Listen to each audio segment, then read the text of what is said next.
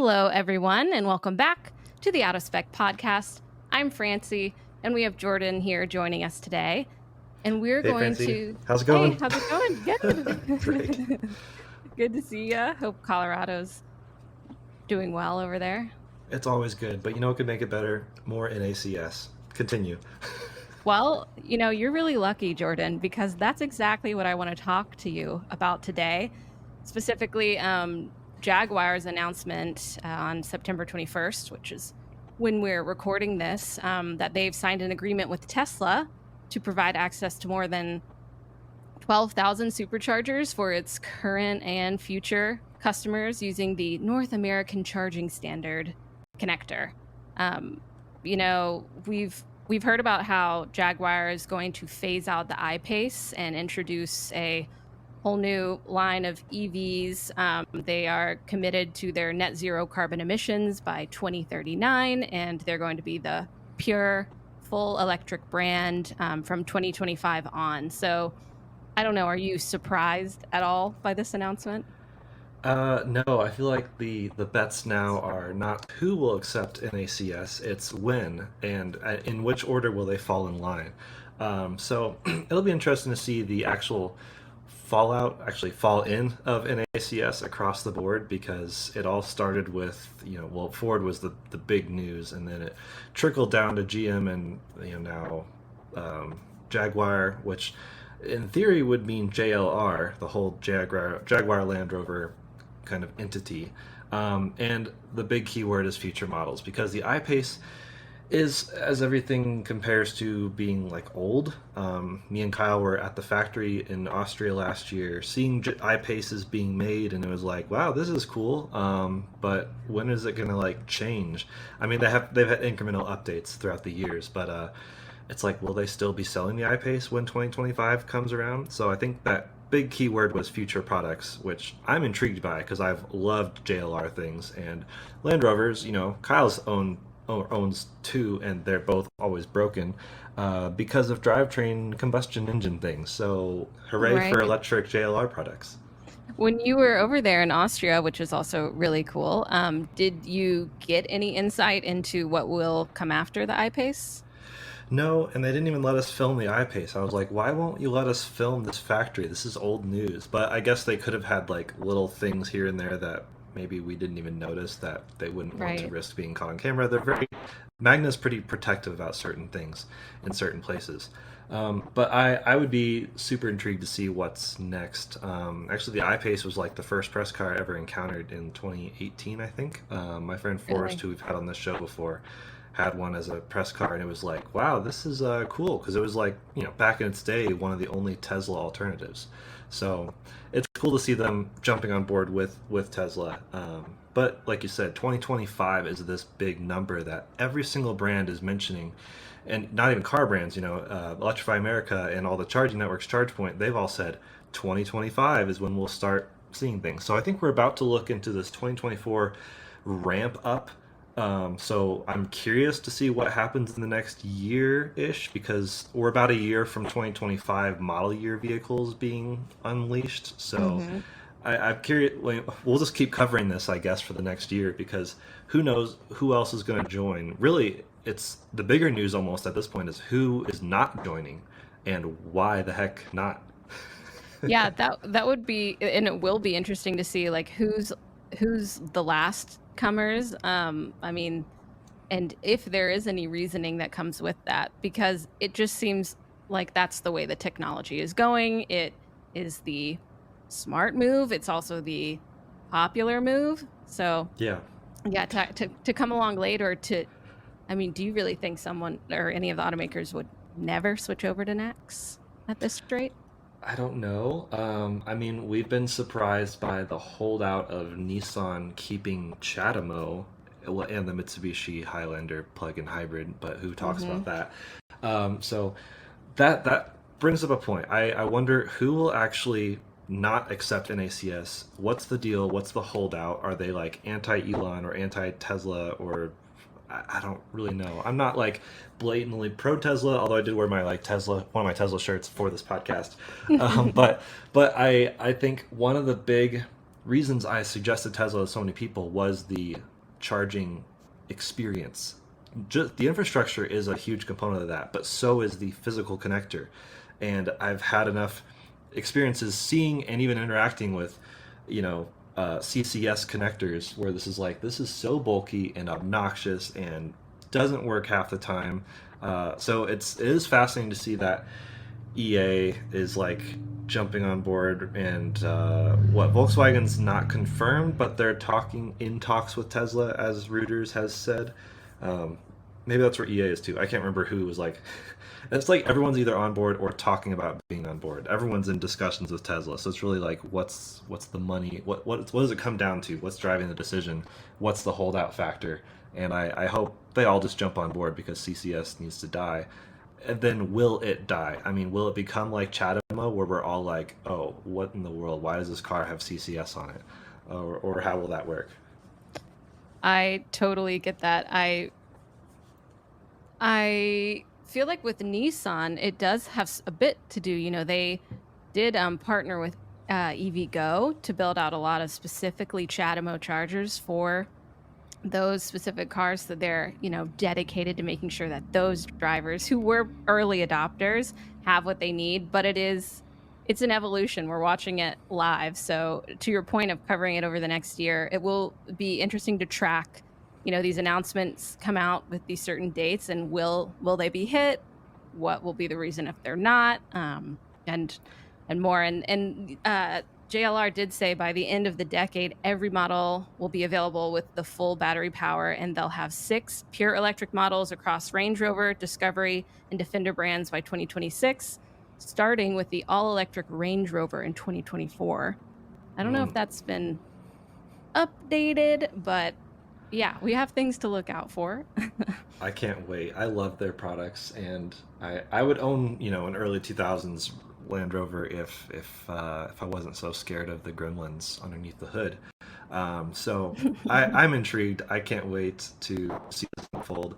And yeah, for the holdouts, it really does come down to why is it political or some weird, I don't know, or some other Mhm. agreement. Like this whole like Nissan EVgo thing is like, oh, that didn't age well necessarily because now CHAdeMO is dying, and then on top of CHAdeMO dying, maybe CCS is dying. So what other agreements just went into place as far as installing in I feel for the brands who are ramping up CCS hardware right now. I don't know if it's as easy as swapping out a cable, whereas it makes more sense to design it from the ground up. I know actually the first company to adopt NACS before Ford was ABB, who makes chargers, and so not everyone even knows ABB exists because they make a lot of the hardware that the famous charging companies use. Mhm. But I think that was a key component, saying, oh, if it's designed up from the ground up with NACS in mind, then it's like a no-brainer at that point. But I feel for the people who have jumped into, I don't know, 5, 10 year agreements. I don't know what those agreements Right. look like if it really is that far future looking, but people have just spent a lot of money installing CCS hardware. What happens to that? And maybe that's Right. something we need to look into. And how the technology is just advancing faster than maybe that infrastructure can be put in, or yeah, the length of the contract. I mean, it's fast and slow moving at the same time. Yeah. But I would love to be a fly on the wall in all of these conversations to see, you're right, like what are the major factors, what is going into this decision making.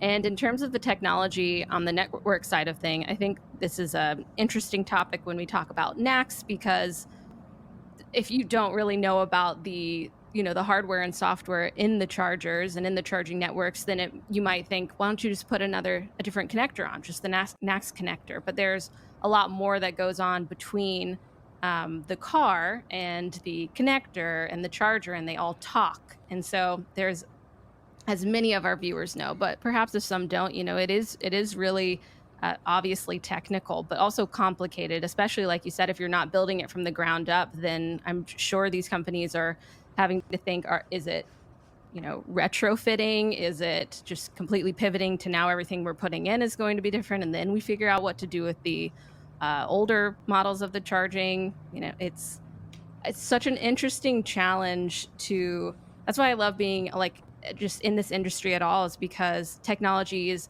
always changing, and there are challenges, and it's evolving, and sometimes it takes predictable twists and turns, and then sometimes you could have seen them coming, but you didn't know how quickly they were going to come. And I feel like a lot of the charging networks weren't totally confident when automakers would make this switch, but Tesla is obviously a amazing example of how to build out the infrastructure for charging and the cars, and they're doing a great job of building these partnerships with automakers and probably making well, I don't know, good agreements. I mean, what do you think?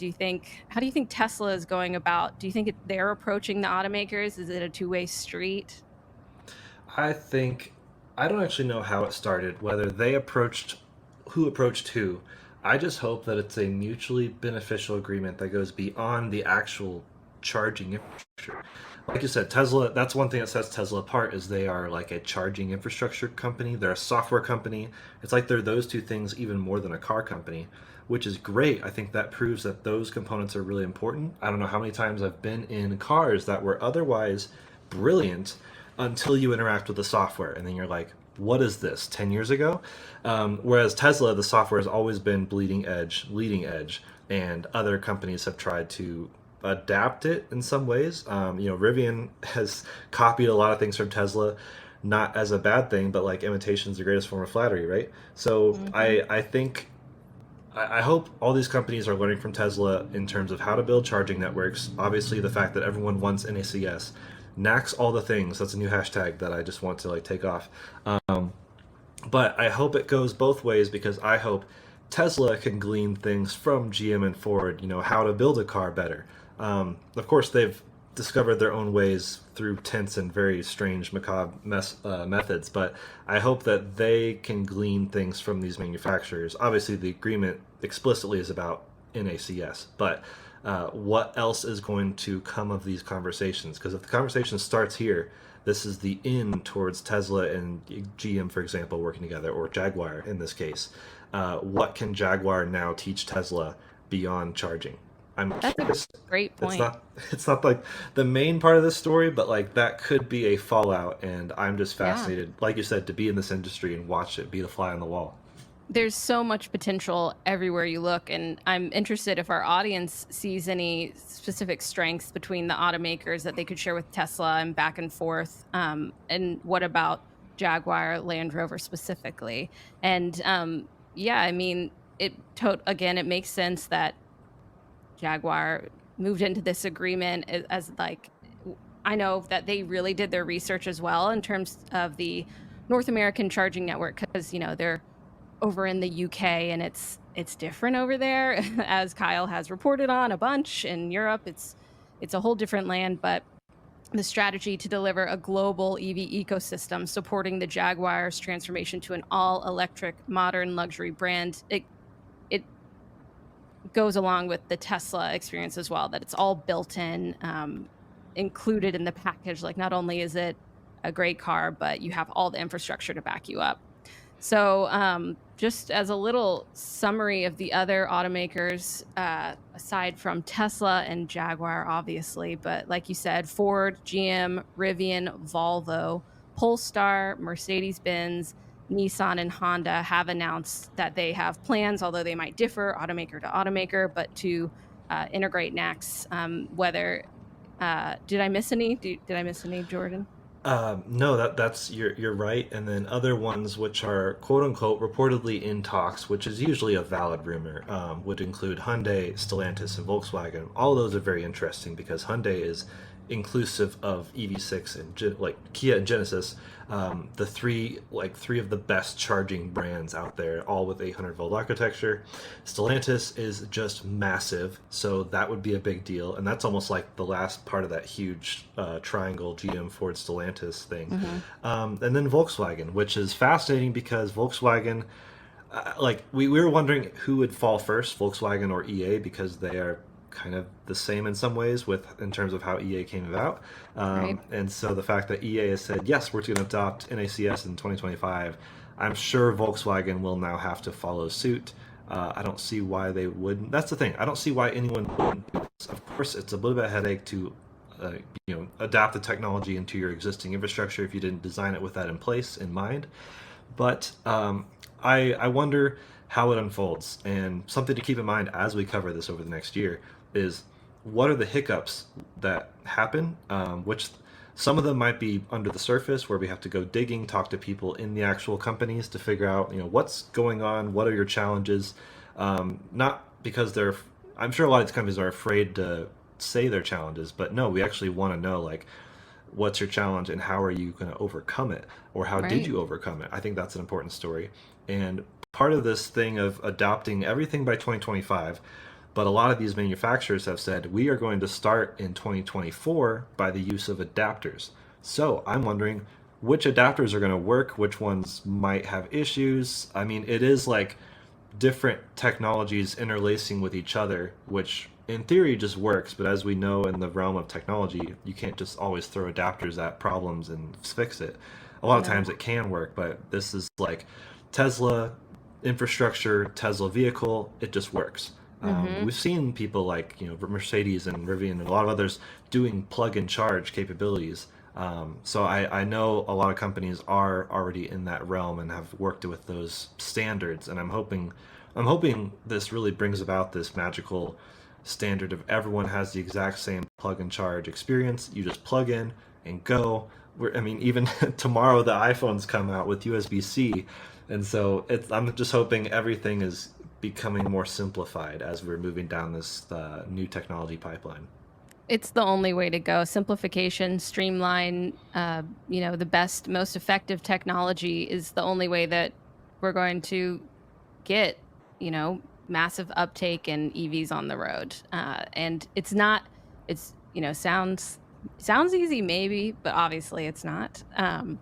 And I also wanted to speak to, as we mentioned, Jaguar is phasing out the I-Pace, and they're going to have new models. They're just starting fresh. They're calling it a renaissance. It's going to be interesting and really exciting with what they come out with. But what if you have an I-Pace and then everything turns NACS? So Jaguar will be getting adapters to I-Pace owners. We're not exactly sure how they'll be distributing these yet, which is interesting. How do automakers make sure that folks are able to really take advantage of this access to the Tesla network if they have a CCS car EV? But the new models will have the native NACS for Jaguar.